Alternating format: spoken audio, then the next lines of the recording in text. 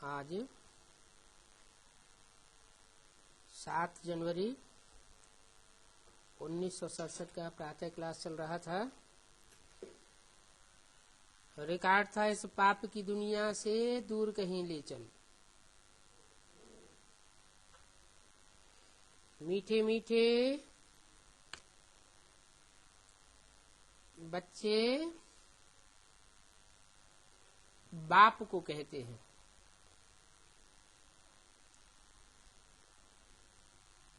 इस पाप की दुनिया से दूर कहीं ले चल।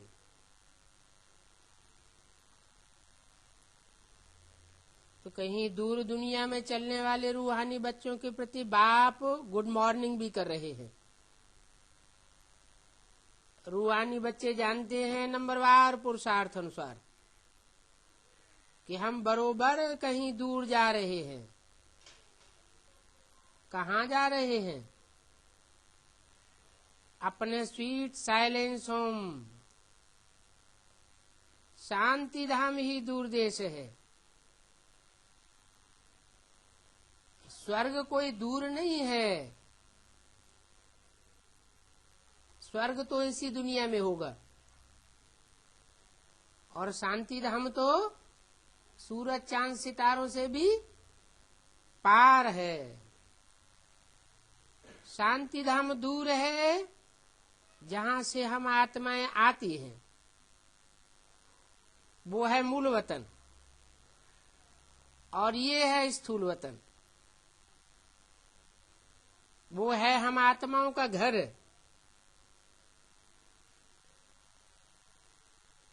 उस घर में बाप बगैर तो कोई ले नहीं जा सकता, क्योंकि वो बाप का घर है, आत्माओं का घर है और आत्माओं के बाप का घर है। तुम सब ब्राह्मण ब्राह्मणियां रूहानी सेवा कर रहे हो। ये रूहानी सेवा किसने सिखाई? दूर ले चलने वाले बाप ने सिखाई। ये रूहानी सेवा करके तुम कितनों को ले जावेंगे? अनगिनत आत्माएं हैं। क्यों अनगिनत आत्माएं क्यों बता दी? क्योंकि मनुष्य आत्माओं की तो संख्या बताई हुई है, 500-700 करोड़ है, लेकिन मनुष्य आत्माएं ही थोड़ी ही सृष्टि पर हैं सिर्फ। और भी दूसरे दूसरे प्राणी तो इस सृष्टि पर है ना।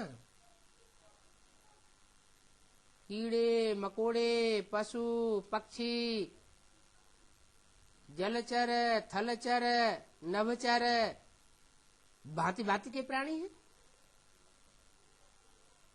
सबके अंदर आत्मा होती है। तो सब आत्माएं इस सृष्टि रूपी रंगमंच को छोड़ करके वापस जावेंगी। इसलिए बोला कि अनगिनत आत्माएं हैं। एक पंडे के तुम सब बच्चे भी हो, तो तुम सब बच्चे भी पंडे हो गए। तुम्हारा नाम ही है पांडव सेना। जैसे ब्रह्मा के बच्चे ब्राह्मण, विष्णु के बच्चे वैष्णव, वैसे पंडे के बच्चे पांडव कहे जाते हैं। तो तुम पांडव सेना हो। तुम बच्चे हर एक को दूर ले चलने के लिए युक्ति बताते हो।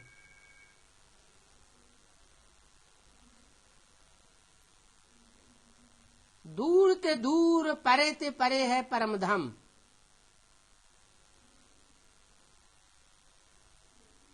बुद्धि का रास्ता बताते हो। मन बुद्धि को ही आत्मा कहा जाता है। मन बुद्धि जब दूर ते दूर देश में परम धाम में सेट हो जाती है, तो जैसे कि आत्मा परमधाम वासी हो गई, या दूसरे शब्दों में ये कहें कि परमधाम को तुम बच्चे इस सृष्टि पर उतार लेते हो। परंतु 500 करोड़ मनुष्य आत्माएं तो परमधाम की स्थिति का अनुभव इस दुनिया में नहीं कर सकेंगी।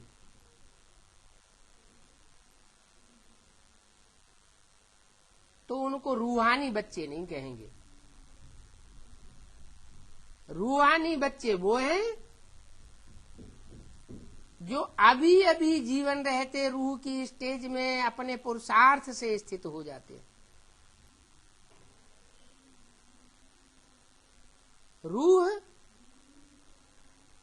रूहानी बाप के बच्चे हैं।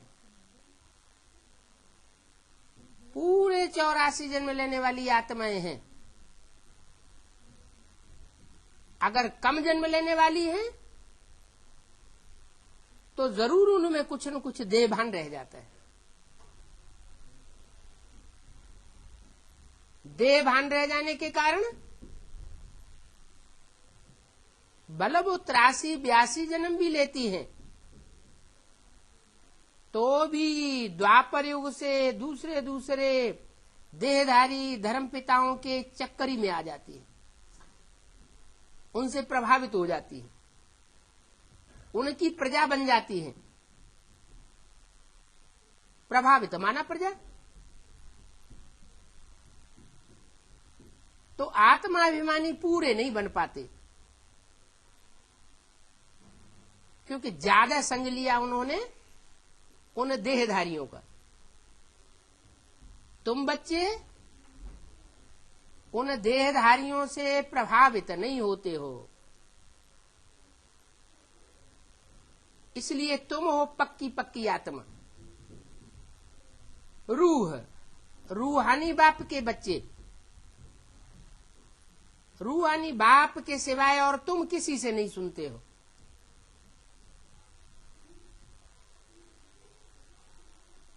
जैसे वो दूसरे धर्म की आत्माएं होती हैं तो तुम्हारी बात नहीं सुनती है, समझती भी है कि ये ज्ञान सच्चा है, जान लेते हैं कि इस ज्ञान में ताकत है, फिर भी कहते हैं कि हमारे गुरुजी जब तक नहीं मानेंगे तब तक हम तुम्हारी बात मानने वाले नहीं हैं। इसका मतलब वो रूहानी बाप के बच्चे हैं या देहाभिमानी धर्मगुरुओं के बच्चे हैं? धर्मगुरुओं के बच्चे हैं। तो बाप कहते हैं तुम हो मेरे रूहानी बच्चे।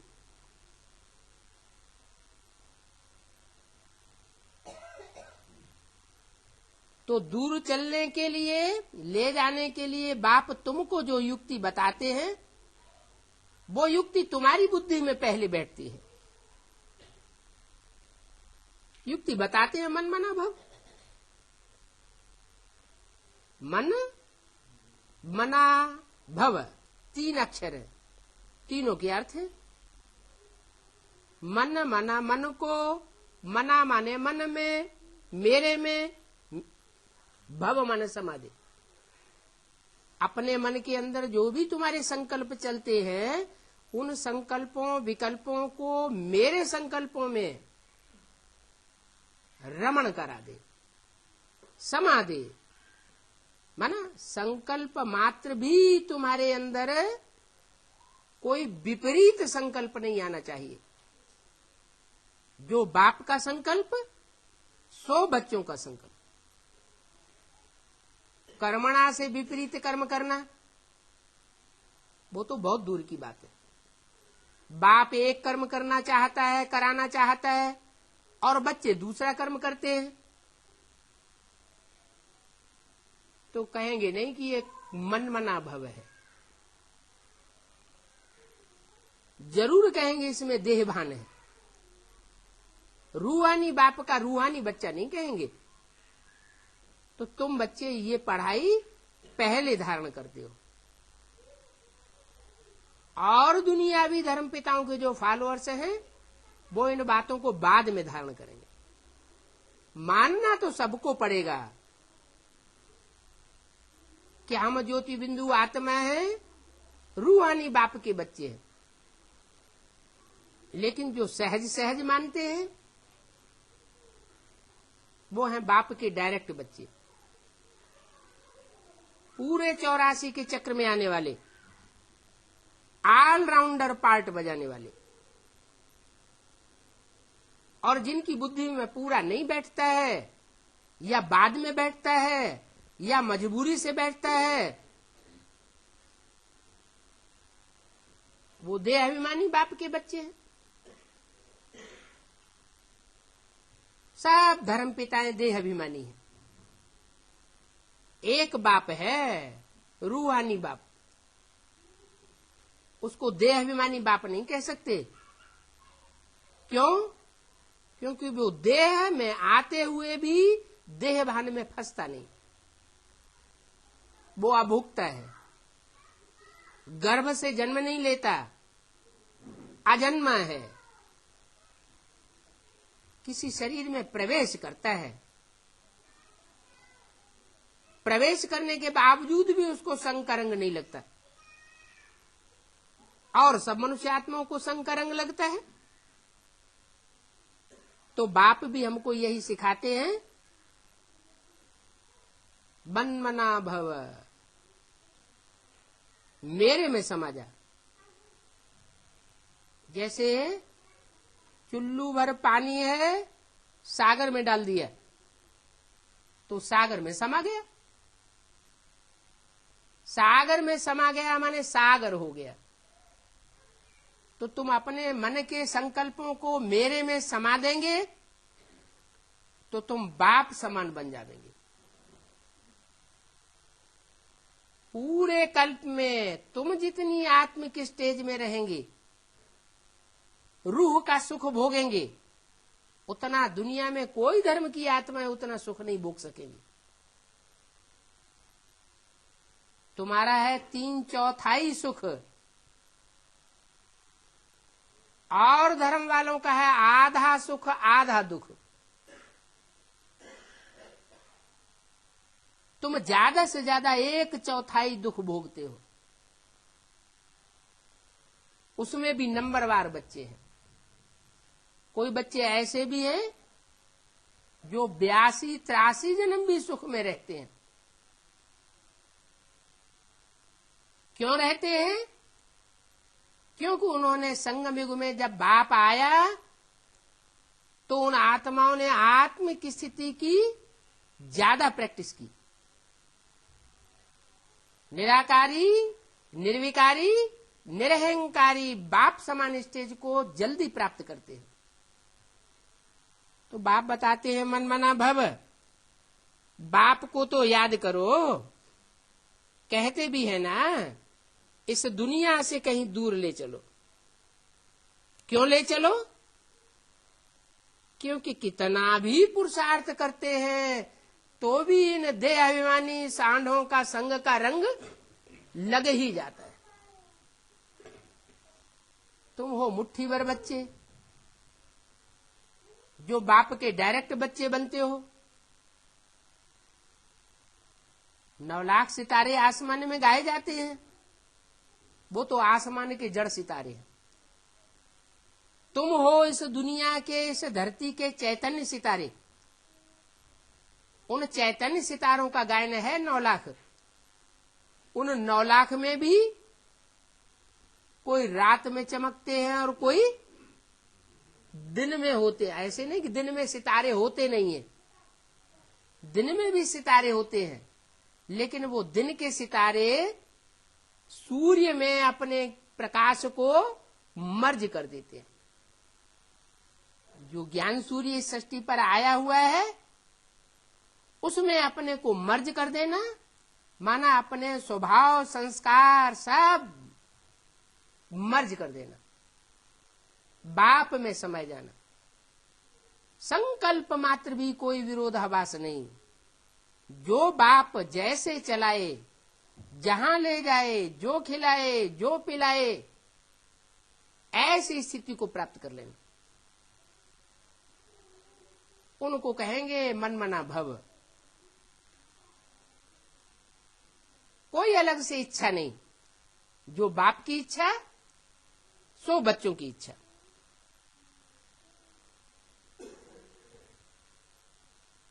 नई दुनिया में तो ऐसे नहीं कहेंगे कि कहीं दूर ले चल। इस पुरानी दुनिया में, दुख की दुनिया में कहते हैं कि दूर ले चल। क्यों? नई दुनिया में क्यों नहीं कहते? क्योंकि वहां दुख नहीं होता। दुख क्यों नहीं होता? क्योंकि वहां विधर्मी आत्माओं का संग नहीं लगता, जो हमको बार बार अपने देह अभिमान की तरफ आकर्षित कर लेती है, प्रभावित कर लेती है।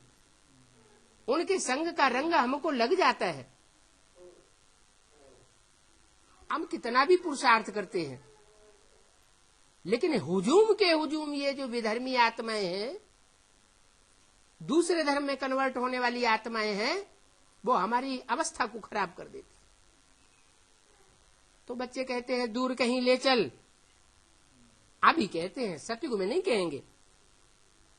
यहां तो है ही रावण राज्य। राज्य किसका? रावण का। रावण माने रुलाने वाला। तो जिसका राज्य, उसके राज्य में फिर चलना पड़ता है। यथा राजा तथा प्रजा। हमारी भी वैसी रोने वाली स्टेज होती रहती है। तो कहते हैं इस रोने रुलाने वाली दुनिया से कहीं दूर ले चलो, जहां चैन हो। चैन माना शांति हो, आत्मा अशांत महसूस न करे। इसका नाम ही है दुख धाम। काहे का धाम? दुख का धाम। धाम माना घर। ये दुख का घर है ये दुनिया। इस दुनिया में कोई सुख नहीं है। देह का सुख है, वो भी क्षण भंगुर सुख है। और अभी तो देह में भी शक्तियां नहीं रह गई। देह सब विकारी होती चली जाती है। विकारी शरीर अशक्त होता जाता है। इसलिए बाप कहते हैं तुम सब की वानप्रस्थ अवस्था है। एक भी ऐसा नहीं है जो वानप्रस्थ अवस्था में न रहा हो। वानप्रस्थ अवस्था माना अब बूढ़े हो चुके, शरीर भी तामसी बन गए और आत्मा भी तामसी बन गई। अब बाप तुमको कोई धक्का नहीं खिलाते। क्या? यहां जाओ, वहां जाओ, ये करो, वो करो। कोई धक्का खाने की बात नहीं है। कौन धक्का नहीं खिलाते? बाप धक्का नहीं खिलाते। भाग दौड़ करने की बात नहीं है। एक बार परिचय मिल गया तो कहीं भी निश्चय बुद्धि होकर के बाप को याद करते रहो। वातावरण सुधरता रहेगा। वातावरण सुधरेगा, पवित्र वातावरण बनेगा, तो अपवित्र आत्माएं स्वतः ही आकर के शांति और सुख की भीख मांगेंगी। भक्ति मार्ग में तुम बाप को ढूंढने के लिए कितने धक्के खाते रहे। इतना ढूंढा तीर्थ ठिकानों में, मंदिरों में, कहीं प्राप्त नहीं कर सके। बाप खुद कहते हैं मैं तो बहुत गुप्त हूं। इतना गुप्त हूं कि मेरे को कोई इन स्थूल आंखों से देख भी नहीं सकते। बल कितने भी दुनिया में धक्के खाते रहे, इन आंखों से मेरे को कोई नहीं देख सकता। इसलिए कहते हैं कि यहां दर्शन करने की बात नहीं है। कोई कहते हैं हम तुम्हारे गुरु जी के दर्शन तो कर लें। तो उनकी बुद्धि में बात बैठी नहीं है। ये धक्के खिलाने वाला गुरु नहीं है, दर्शन करने वाली बात ही नहीं है, वो तो ज्योति बिंदु है, बिंदु बिंदु आत्माओं का बाप है। आत्मा है ज्योति बिंदु, बाप भी ज्योति बिंदु। ज्योति बिंदु का बड़ा आकार बनाई दिया है सेवा पूजा करने के लिए, नहीं तो पूजा कैसे करें। भक्ति मार्ग में होती है पूजा और ज्ञान मार्ग में होती है याद। किसकी याद? असली स्वरूप की याद। असली स्वरूप क्या है? मेरी आत्मा का असली स्वरूप भी ज्योति बिंदु है। लेकिन पता कैसे चले? सभी मनुष्य आत्मा तो ज्योति बिंदु हैं, तो कैसे पता चलेगा कौन सा ज्योति बिंदु सुप्रीम सोल है? तो बताते मैं मुकर्रर रथ में आता हूं। जिस मुकर्रर रथ में आता हूं उस मुकर्रर स्वरूप को पहचान लिया तो जैसे शिव बाबा को पहचान लिया। कैसे पहचानेंगे? कोई कह दे कि वो मुकर्रर स्वरूप है, वो राम वाली आत्मा है जिसमें भगवान बाप आते हैं, तो मान लेंगे क्या? जो मान लेंगे वो है भगत, अंधश्रद्धा से मान लिया। आज कहेंगे ये भगवान है और कल परीक्षाएं आएंगी जोर से तो कहने लगेगी ये शैतान है। तो बाप आकर शैतान की भी पहचान देते हैं और भगवान की भी पूरी पहचान देते हैं, माया की भी पहचान देते हैं, मायापति की भी पहचान देते हैं, दोनों की पहचान देते हैं। वो ज्ञान से ही हो सकती है। ज्ञान के आधार पर जानकारी होती है। ज्ञान माने ही जानकारी। काहे की जानकारी? सच्चाई की जानकारी। सत्य को ही गॉड कहा जाता है। God is truth. कहते भी है सत्यम शिवम सुंदरम। जो सत्य है वो ही शिव है, जो झूठ है वो शिव नहीं हो सकता, कल्याणकारी नहीं हो सकता। जो कल्याणकारी नहीं हो सकता वो सुंदर भी नहीं हो सकता। कितना भी रूप स्वरूप में देखने में शोभायमान हो, लेकिन अगर अकल्याणकारी है, विश्व का कल्याणकारी नहीं है, तो वो शिव नहीं हो सकता, भगवान का बच्चा नहीं हो सकता। तुम भगवान के बच्चे हो। तुम सिर्फ अपना कल्याण नहीं चाहते हो, सारे विश्व का कल्याण चाहते हो। तुम ऐसे नहीं कहेंगे कि ये आत्मा स्वर्ग में जाएगी तो मैं नहीं स्वर्ग चाहिए, ये पार्टी है, वो पार्टी है। नहीं, कोई भी आत्मा हो, तुम सबका कल्याण चाहते हो। एक का भी अगर अकल्याण चाहने वाला है तो उसको विश्व कल्याणकारी नहीं कहेंगे। एक आत्मा को भी विश्व में से अलग नहीं किया जा सकता। हर आत्मा का पार्ट मुकर्रर है, कोई भी आत्मा का पार्ट निकाला नहीं जा सकता।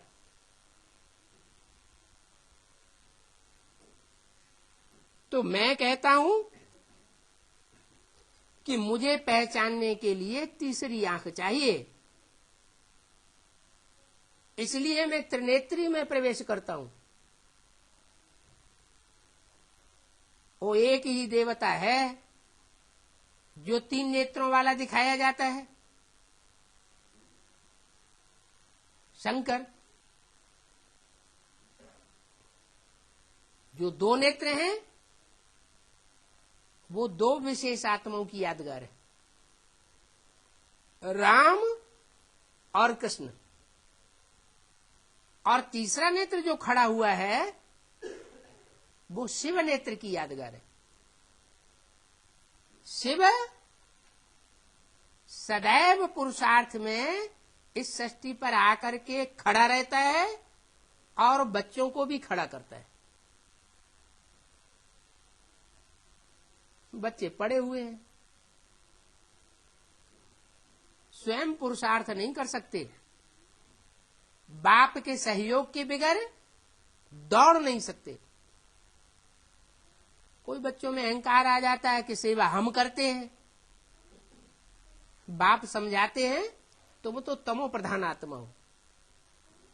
तमो प्रधान आत्मा को तो अपनी ही विकारों की रग लगी रहती है, वो किसी की क्या सेवा करेगा। जो खुद निर्विकारी हो वो दूसरों को निर्विकारी बनाने का पुरुषार्थ कराएगा। इस दुनिया में सब विकारी है, इस दुनिया में सब झूठे हैं, नंबरवार पुरुषार्थ अनुसार। मैं जब इस सृष्टि पर आता हूं तो बताता हूं कि मैं जिस मुकर्रर रथ में आता हूं उसके द्वारा सत्य पार्ट बजाता हूं। सत्य बोलना, सत्य खाना, सत्य चलना।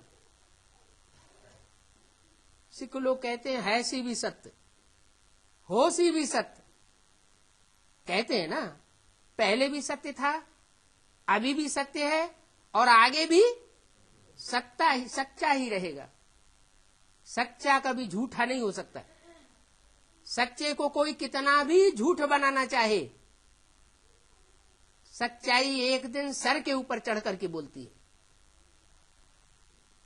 तो वो सत्य बाप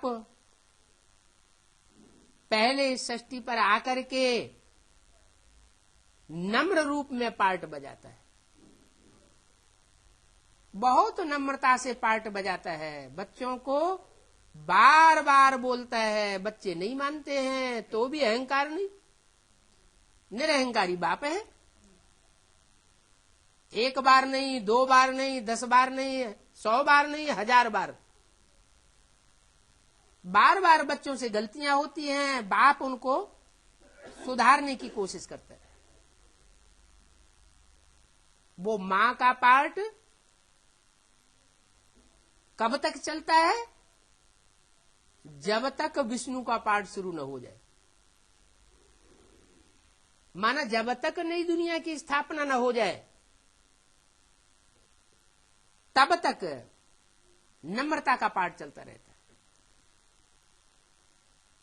पहले पूरा पूरा नम्र, लवफुल पार्ट, और बाद में थोड़ा नम्र और थोड़ा कठोर।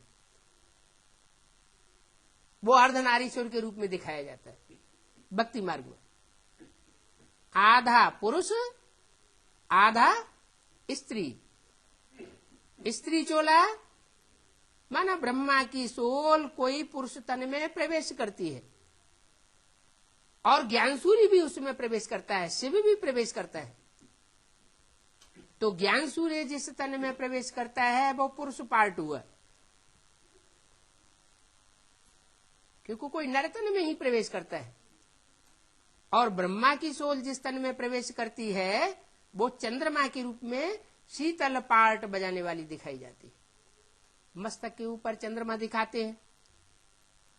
दोनों ही आत्माएं प्रवेश हैं, चंद्रमा भी प्रवेश है, ज्ञान चंद्रमा ब्रह्मा, और शिव ज्ञान सूर्य भी प्रवेश है। एक है तीखा और एक है मीठा, दोनों का साथ साथ पाठ चलता है। अभी 70 साल होने जा रहे हैं। ब्राह्मणों की दुनिया में ब्रह्मा की सोल अभी भी मां के रूप में प्यार का पार्ट बजाए रही है। समझाते ही रहते। कोई बच्चा कितना भी दुष्ट संकल्प करने वाला हो, दुष्ट वाचा बोलने वाला हो, दुष्ट कर्म करने वाला हो, फिर भी उन बच्चों को रहम की दृष्टि से देखते हैं। फिर तीसरा रूप आता है सदगुरु का। मां के रूप में भी टीचर बनता है, ऊंची पढ़ाई पढ़ाने के लिए भी सुप्रीम टीचर बनता है, लेकिन प्यार से पढ़ाता है। फिर तीसरा रूप जो कठोर रूप है वो उन आत्माओं के लिए है जो सुधरने का नाम ही नहीं लेते। ऐसी बीज रूप आत्माएं हैं जिनका छिलका बहुत कड़ा है। कोई बीज होते हैं मोटे छिलके वाले होते हैं, कड़क छिलका होता है। कोई बीज होते हैं पतला छिलका होता है, हल्का छिलका होता है, जल्दी उतर जाता है। तो जो बाप के रूहानी बच्चे हैं, रूह की स्टेज में रहने वाले हैं, वो सारी दुनिया के बीज हैं, माना सारी दुनिया के बाप हैं। उन आत्माओं में सूर्यवंशियों के भी बाप है। जो सूर्यवंशी प्रजावर्ग की आत्माएं हैं उनके भी बाप हैं, चंद्रवंशियों के भी बाप हैं। उन बीजरूप आत्माओं में ही हैं। इस्लाम वंशियों के भी बाप हैं, वो बीज जो रूहानी स्टेज में अंत में टिकेंगे। बौद्ध वंशियों के भी हैं, क्रिश्चियन वंशियों के भी हैं। हर धर्म की बीज रूप आत्माएं उन 4.5 लाख में मौजूद है। तो हर धर्म की बीज रूप आत्माओं का फाउंडेशन जैसे कि पहले जन्म से ही पड़ जाता है, लेकिन बीज अपने अपने टाइम पर जब समय आता है, मौसम आता है तो उगता है। हर एक बीज हर एक मौसम में नहीं उगता। ऋतुएं होती है ना, ऐसी ये बीज रूप आत्माओं की भी अपनी अपनी ऋतु है। जब 1250 वर्ष शुरुआत में सृष्टि चलती है, सतो प्रधान सतयुग की सृष्टि चलती है, तो सूर्यवंशी आत्माएं ही जन्म लेती है। सूर्यवंशी बीजों के द्वारा ही उनकी उत्पत्ति होती रहती है। परमधाम से उतरती है और सूर्यवंशी पार्ट बजाती है। 16 कला संपूर्ण से लेकर 14 कला संपूर्ण तक भी। और जैसे ही त्रेता युग शुरू होता है और परमधाम से चांदी जैसी आत्माएं उतरना शुरू होती है, तो उनके भी बीज हैं। वो बीज रूप आत्माएं 16 कला संपूर्ण भले न बने, लेकिन 14 कला से लेकर के 8 कला संपूर्ण बनने वाली आत्माएं, वो भी त्रेता में उतरती हैं। तो वो जो त्रेता में उतरती हैं वो चांदी जैसी आत्माएं हैं, लेकिन उनके बीज पहले से ही इस सृष्टि पर मौजूद होते हैं। माना पूरे 84 जन्म लेने वाले होते हैं। तो वो बीज जब त्रेता में आते हैं तो वो चंद्रवंशियों के साथ मिक्स हो जाते हैं। चांदी जैसा पार्ट बजाने वाली आत्माएं परमधाम से उतरती हैं, उनके साथ मिक्स हो जाते हैं। ऐसे ही द्वापर में होता है। जो इस्लाम वंशी आत्माएं हैं बीज रूप, वो इस्लाम वंशी आत्माएं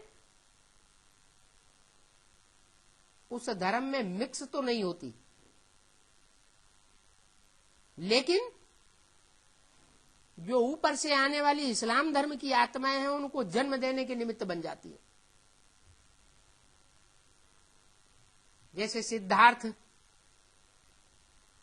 की आत्मा ने राजा शुद्धोधन से जन्म लिया,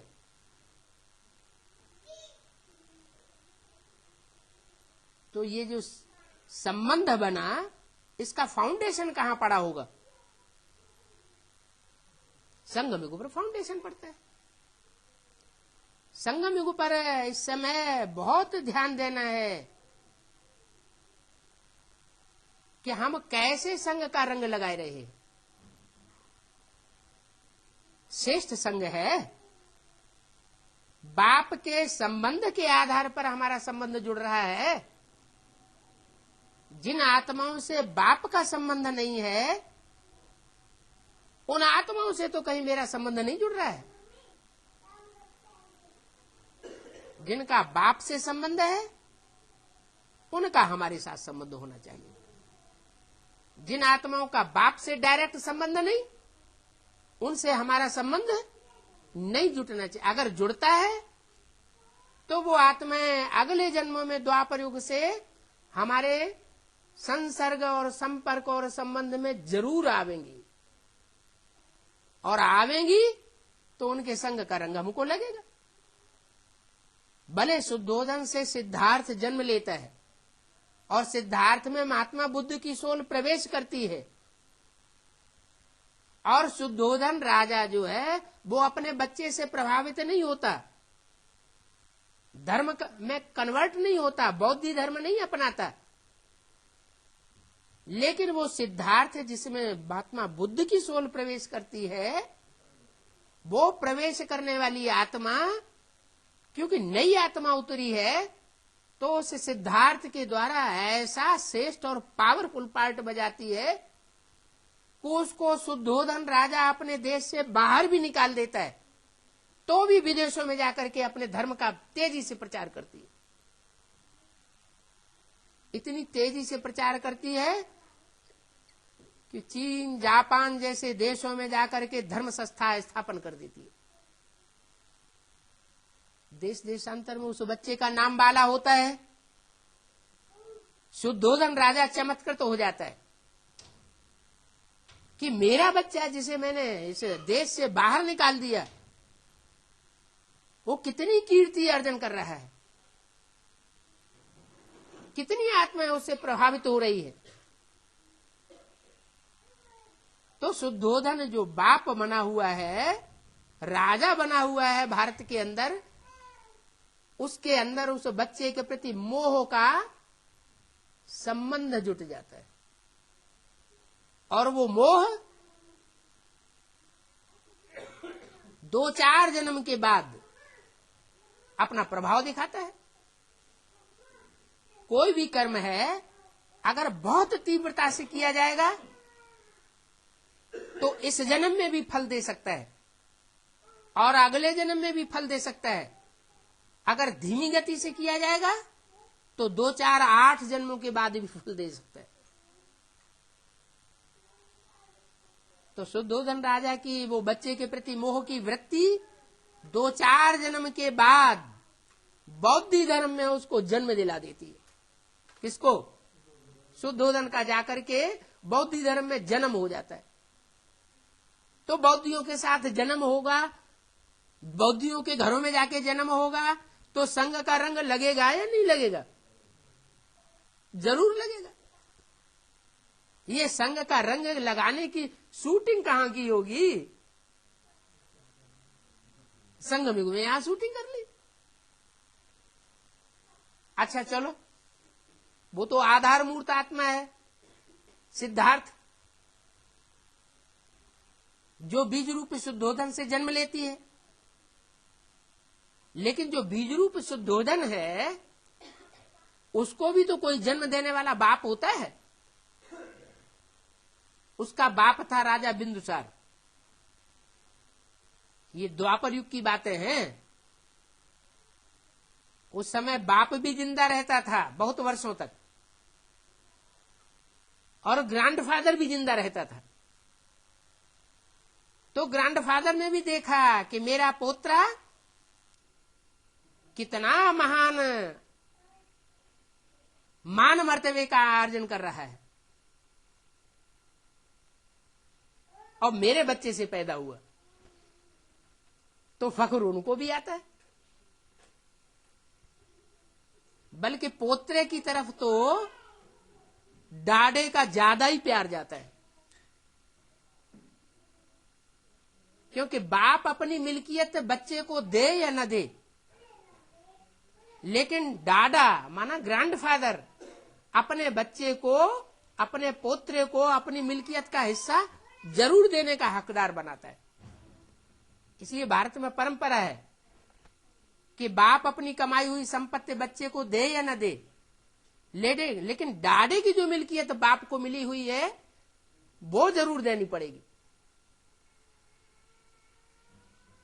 तो जो ग्रैंडफादर बिंदुसार है उसकी वृत्ति उस पोत्र की तरफ जाती है। इस कारण उस बाप को भी, माना ग्रैंडफादर बिंदुसार को भी वहां जाकर के जन्म लेना पड़ता है। तो धर्म पिताएं वो प्रवेश करते हैं आधार मूर्तों में, आधार मूर्त उसी जन्म में कन्वर्ट हो जाते हैं, और आधार मूर्तों को जन्म देने वाले जो बीज हैं वो अलग अलग धर्मों के होते हैं, और उन बीजों को भी जन्म देने वाला प्रजापिता है, वो सबका बाप है। इसलिए प्रजापिता को भी हर धर्म में जाना पड़ता है, लेकिन वो बीज रूप आत्माएं हैं, इसलिए जीवन रहते कन्वर्ट नहीं होती है। लेकिन ममता मोह हो जाता है तो अगले जन्म में जाकर के जन्म ले लेती है, उसको कन्वर्सन नहीं कहा जा सकता। इसलिए बाप कहते हैं धरत परिय पर धर्म न छोड़िए। माना शरीर भले छूट जाए, धरनी पर गिर जाए, लेकिन जीते जी अपने धर्म को छोड़ना नहीं है, तो उसको कन्वर्ट होना नहीं कहा जाएगा, क्योंकि ये बाप के डायरेक्ट बच्चे हैं। बाप कहते हैं बच्चे मैं विदेशी बनकर के आया हुआ हूं, क्या? जो धर्म पिताएं हैं वो आधार मूर्तों में प्रवेश करते हैं, आधार मूर्त बीजरूप आत्माओं से जन्म लेते हैं, और उन बीजरूप बापों को जन्म देने वाला एक बाप है, जिसे सब बापों का बाप कहा जाता है।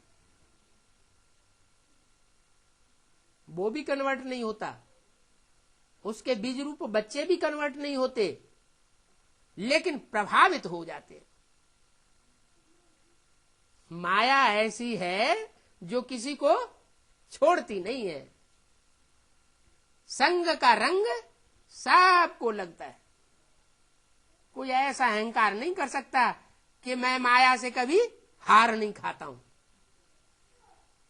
क्यों? क्योंकि बाप सर्वशक्तिवान है तो माया भी सर्वशक्तिवान, किसी को नहीं छोड़ती। ऐसे नहीं कि तथाकथित ब्राह्मण बोलते हैं अरे राम की आत्मा तो फेल हो गई। अरे राम की आत्मा फेल हो गई तो फिर कोई फेल होने से बचेगा क्या? कोई नहीं बच सकता। हाँ, इतना अंतर जरूर है कि कोई शुरुआत के मासिक त्रैमासिक एग्जाम में फेल हो जाते हैं और फाइनल में पास हो जाते हैं, और कोई ऐसे होते हैं कि शुरुआत में पास होते रहते हैं और लास्ट में जाके सो जाते हैं। जैसे खरगोश और कछुआ की दौड़ कहानी दिखाते हैं। दोनों में दौड़ हुई तो कछुआ अपने धीमी धीमी चाल से दौड़ता रहा, खरगोश भी दौड़ा, उसको अहंकार आ गया, अरे ये क्या मेरा मुकाबला करेगा। तो थोड़ा दौड़ा और गर्मी आई तो झाड़ी में जाकर के आराम करने लगा कि अरे जब तक ये थोड़ा आगे जाएगा तब तक हम इसको क्रॉस कर जाएंगे। नींद आई तो बस गया। यहां भी बच्चों को नींद आती है। कुंभकर्णों का संग लगा हुआ है 63 जन्मों का। वो संग का रंग अपना प्रभाव दिखाता है। नहीं तो कोई बच्चे ऐसे भी हैं जिनको नींद नहीं आती है, ऐसे भी हैं या नहीं है? ऐसे भी हैं। पुरुषार्थ में कड़क रूप अपनाते हैं, कितने भी थके हुए होंगे लेकिन जब क्लास होगा तो नींद नहीं करेंगे। तो ये क्या कारण है? उनको नींद आती है और उनको नींद नहीं आती। कोई तो कारण होगा। क्या कारण है? जिनको नींद नहीं आती है, जिनको नींद नहीं आती है वो कोई से प्रभावित नहीं हुए हैं, या प्रभावित हुए भी हैं तो बहुत थोड़ा प्रभावित हुए। इसलिए जब प्रभावित ही नहीं होते तो संग का रंग भी नहीं लग सकता। और जो प्रभावित हो जाते हैं हो तो प्रजा बन जाते हैं। तो राजा तो पावरफुल होता है, यथा राजा तथा उससे प्रभावित होने वाली प्रजा। राजा जो भाषा अपनाएगा प्रजा को भी वो भाषा अपनानी पड़े। राजा जो कानून बनाएगा प्रजा को वो कानून मानना पड़े। तो बहुत संग का रंग लगता है। तो बहुत ध्यान रखना है पुरुषार्थी जीवन में कि हम एक से प्रभावित होते हैं या अनेकों से प्रभावित हो रहे हैं। एक की मत पर चलते हैं या अनेकों की मत पर चलते हैं। एक जो ऊंच ते ऊंच है, श्री श्री 108 जगत गुरु, सच्चा जगत गुरु, झूठा नहीं। क्योंकि गुरुओं का टाइटल तो बहुत धराई लेते हैं, लेकिन सतगुरु तो एक ही होता है। सिख लोग भी कहते हैं एक सदगुरु अकाल मूर्त। तो जब एक सदगुरु हुआ तो बाकी सब गुरु कैसे हो गए? एक है सत्य गुरु और बाकी झूठे गुरु। तो जो है ही झूठे गुरु, उन देहधारी गुरुओं के चक्कर में क्यों फंसना चाहिए? जो एक सच्चा है उसी को पकड़ के रहना है। जानते भी हैं कि एक से एक बढ़कर के ऊंचे पाटधारी हैं, लेकिन भगवान सबसे ऊंचा पाटधारी है।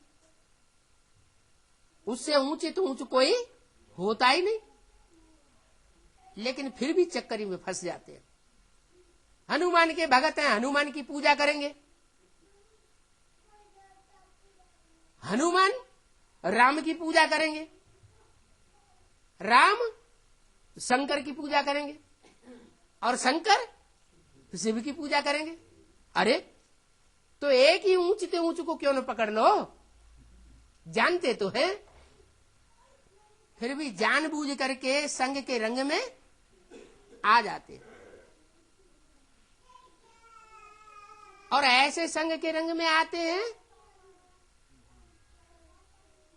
कि जैसे भगवान के लिए कहा जाता है तुमेव माता च पिता तुमेव बंधु च सखा तुमेव।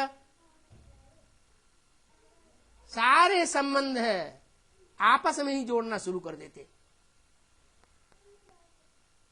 तो आपस में ही जब संबंध जोड़ेंगे संगम युग में तो कमजोरी आएगी, आत्मा की बैटरी डिस्चार्ज होगी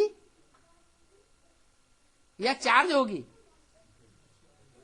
आत्मा की बैटरी डिस्चार्ज होती रहेगी। ये देह की जो इंद्रियां है ना, ये इंद्रियों से जब संग होता है देहधारियों के साथ तो बैटरी जरूर डिस्चार्ज होती है। जैसे कोई बैटरी में से वायर निकाले जाते हैं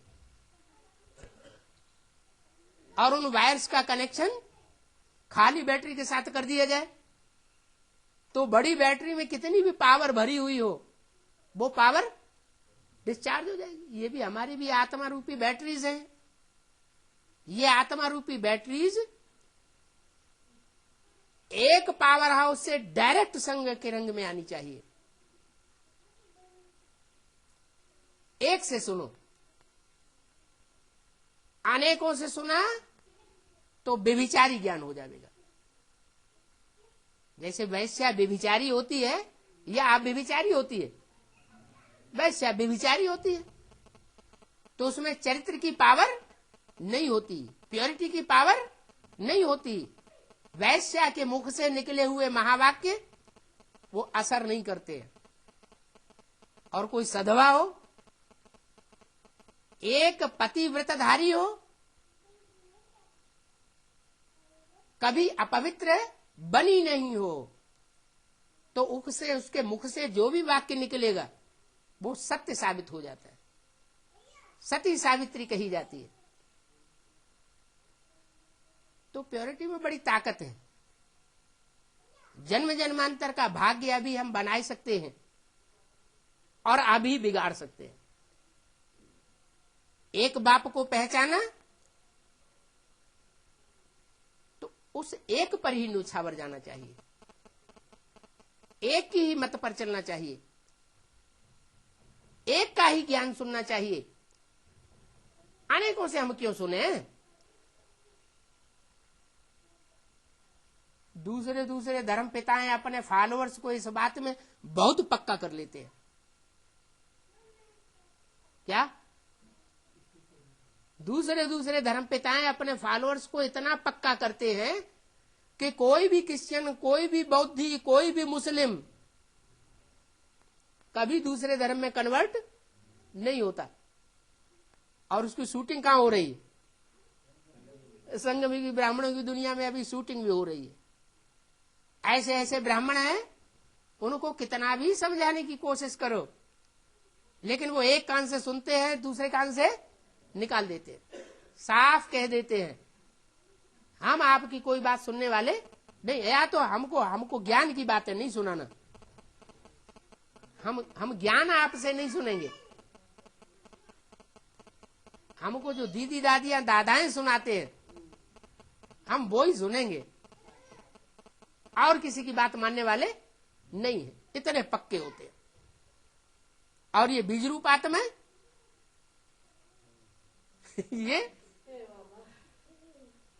ये संग के रंग में आती रहती है। नंबरवार बीज है। वो बीज रूप आत्माओं में सिर्फ 10% ऐसी है जो दूसरों के प्रभाव में नहीं आती, अपने धर्म की पक्की है।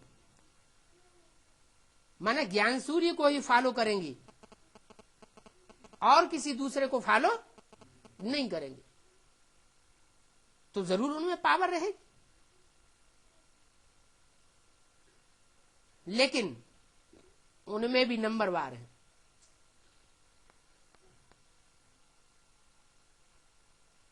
जो ज्ञान सूर्य का पार्ट है, जो पहले पहले भगवान से ज्ञान सुनता है और डायरेक्ट सुनता है, आदि में भी सुनता है, मध्य में भी सुनता है और अंत में भी विजयी होता है,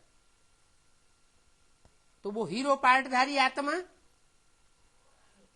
कम से कम माया के चंबे में आती है, आदि में चंबे में आती है और अंत में पूरी विजयी होती है। बाकी सब नंबरवार है। जो नंबरवार हैं उनमें फिर देवान का छिलका भी नंबरवार चढ़ता है सब बीज। उन 4.5 लाख बीजों में ऐसा कोई नहीं है जिसका छिलका इस संगम युग में ज्ञान दंडों से न उतर जाए। इसी जन्म में उनको संपूर्ण बनना है, अगले जन्म में नहीं। अगले जन्म में तो कोई भी आत्मा संपूर्ण नहीं बनेगी। 8 ऐसे हैं जिन्हें डंडे खाने की भी दरकार नहीं पड़ती, धक्के खाने की भी दरकार नहीं पड़ती, क्योंकि उन्होंने एक को पकड़ लिया तो पकड़ लिया। एक है साधे सब सद है, सब साधे सब जाए। तो एक में ताकत रहती है। अनेकों के संग के रंग में जाने से ताकत क्षीण हो जाती है। इतनी ताकत रहती है एक के संग के रंग में कि दुख दुख अनुभव ही नहीं होता, समस्या समस्या का रूप अनुभव नहीं होता। जैसे कि बाप अपनी गोदी में लेकर के चलता है। दूसरी आत्मा ये समझती हैं, बाप रे कितना दुख सहन करना पड़ता है। रामायण जब पढ़ेंगे तो कोई रामायण पढ़ते पढ़ते रोना शुरू कर देते हैं। अरे बाप रे, राम को इतने दुख, हमारे राम भगवान इतने दुखी होते हैं। अरे थोड़ा अंदर से सोचो, वो राम की आत्मा दुखी होती है कि तुम ही दुखी हो रहे हो? हैं? राम की आत्मा को तो दुख भासता नहीं, और तुम इतने दुखी क्यों होते हो?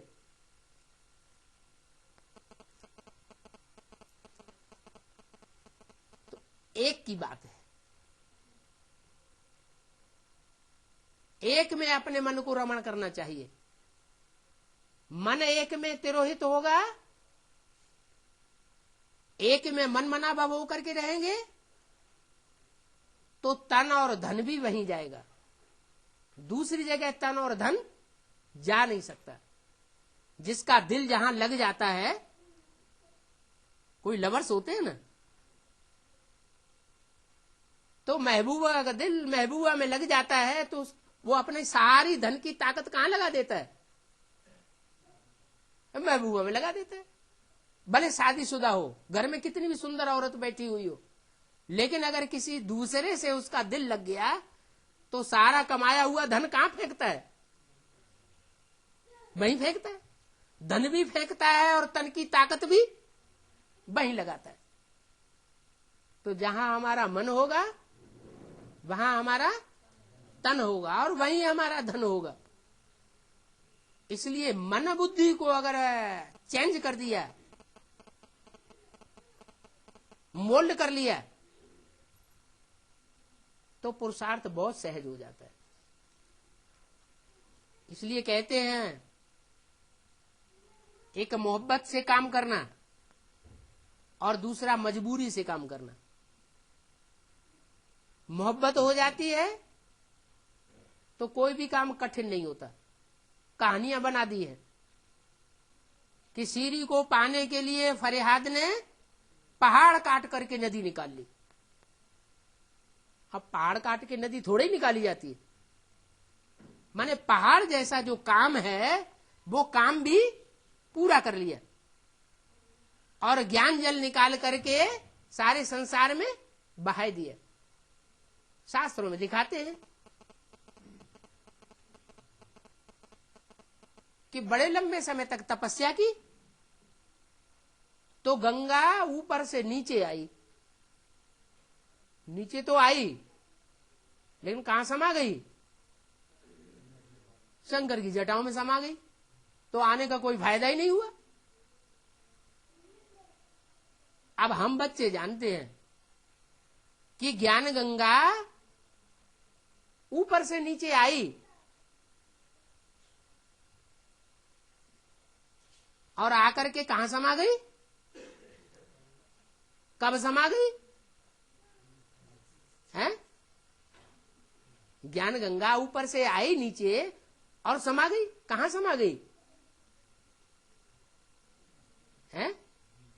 शंकर की जटाओं में समा गई। शंकर की जटाओं में समा गई। अब फिर उनको तपस्या करनी पड़े तो फिर दोबारा तपस्या करते हैं। दोबारा तपस्या करते हैं तब गंगा जटाओं से इस सृष्टि पर आती है।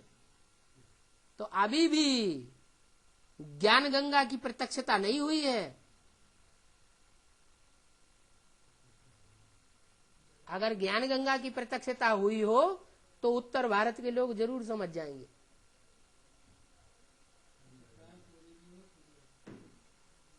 अभी भी जटाओं में घुमड़ रही है। जैसे जटाएं होती है ना, बड़े बड़े साधु संत होते हैं, अपने आर्टिफिशियल जटाएं बनाते हैं। वो एक दूसरे से बाल चिपके हुए होते हैं, सुलझे हुए नहीं होते हैं। तो जटाओं में गंगा हिलगी हुई है। अभी भी एडवांस ज्ञान में ढेर सारी बातें ऐसी हैं जो क्लियर नहीं है। जब ज्ञान गंगा निकलेगी तो सब बातें क्लियर हो जाएंगी, पुरुषार्थ ही क्लियर हो जाएगा। लेकिन नियम बना हुआ है, पहले यमुना निकलती है, फिर पहले सूर्य की पुत्री यमुना निकलती है, उसके बाद बीच में सरस्वती आती है, सरस्वती बीच में आती है, बीच में ही चली जाती है, गुप्त हो जाती है, और लास्ट में गंगा निकलती है। अंत में निकली है ज्ञान गंगाएं, तो हर हर गंगे हो जाती है।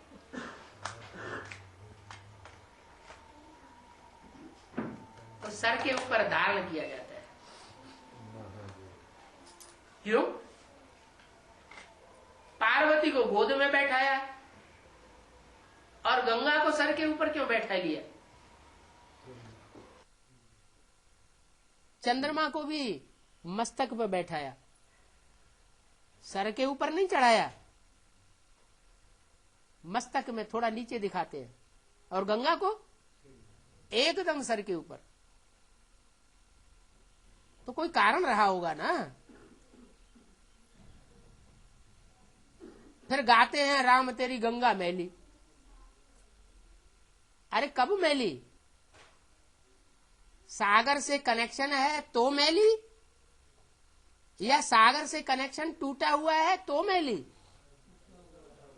ज्ञान सागर से कनेक्शन नहीं होता है तो नदी नाला बन जाती है, सागर से कनेक्शन होता है तो नदी पतित पावनी बन जाती है।